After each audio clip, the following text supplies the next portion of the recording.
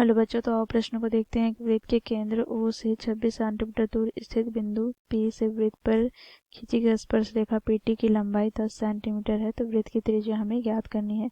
तो दिए गए प्रश्न की मुख्य अवधारणा की बात करें, यहाँ पर हम देखेंगे किसी बाह्य बिंदु से वृत्त पर खींची गई स्पर्श रेखाएं वृत्त की त्रिज्या पर लंब होती है। तो इस मुख्य अवधारणा की सहायता से हम बच्चों हम दिए गए प्रश्न को हल करेंगे। बच्चों देखो, यहाँ पर प्रश्न में हमें दिया गया है O केंद्र वाला वृत्त है। बच्चों देखो, यहाँ पर O केंद्र से बिंदु P की दूरी कितनी दी गई है, तो बच्चों देखो 26 सेंटीमीटर।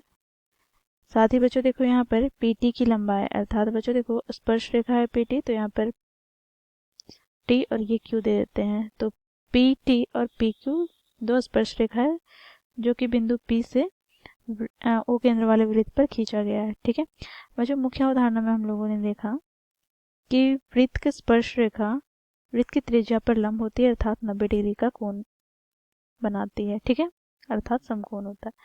तो यहाँ से बच्चों हम लिखेंगे, क्योंकि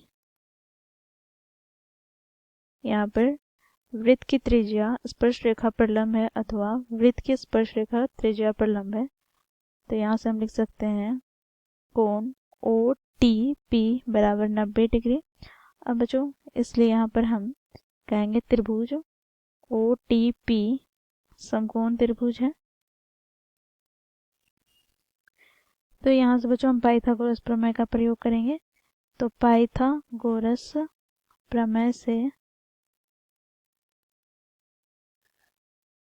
हम देखेंगे, हम जानते हैं कर्ण का स्क्वायर बराबर होता है लंब का स्क्वायर प्लस आधार का स्क्वायर के। बच्चों देखो, यहाँ पर कर्ण का स्क्वायर क्या है, तो यहाँ पर कर्ण है OP, तो OP का स्क्वायर हो जाएगा। लंब यहाँ पर बच्चों देखो PT हो जाएगा, तो PT का स्क्वायर प्लस आधार क्या हो जाएगा, तो OT। ठीक है, का स्क्वायर। अब बच्चों देखो यहाँ पर हम मान रखेंगे, तो OP हमें दिया गया है 26, तो 26 का स्क्वायर बराबर PT हमें क्या दिया गया है, तो PT की लंबाई हमें 10 सेंटीमीटर दिया गया है, तो यहाँ पर 10 का स्क्वायर प्लस यहाँ पर OT का स्क्वायर। तो यहाँ से हमें प्राप्त क्या हो जाएगा, तो बच्चों देखो 26 का स्क्वायर होता है बच्चों देखो 676 बराबर 10 का स्क्वायर क्या हो जाएगा 100, प्लस बच्चों यहाँ से हमें प्राप्त क्या हो जाएंगे, तो OT का स्क्वायर। अब बच्चों देखो यहाँ से हमें प्राप्त हो जाएगा OT का स्क्वायर बराबर 676 माइनस 100, अर्थात यहाँ से हमें प्राप्त हो जाएगा OT बराबर अंडर रूट 576।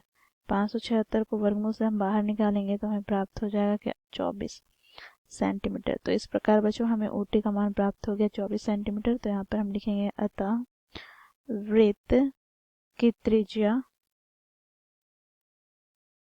अर्थात OT हमें कितना प्राप्त हो गया, तो बच्चों देखो 24 सेंटीमीटर। तो इस प्रकार बच्चों हम लोगों ने मुख्य अवधारणा की सहायता से दिए गए प्रश्न को हल किया। आशा करती हूँ आप लोगों को यह प्रश्न समझ में आया होगा। धन्यवाद।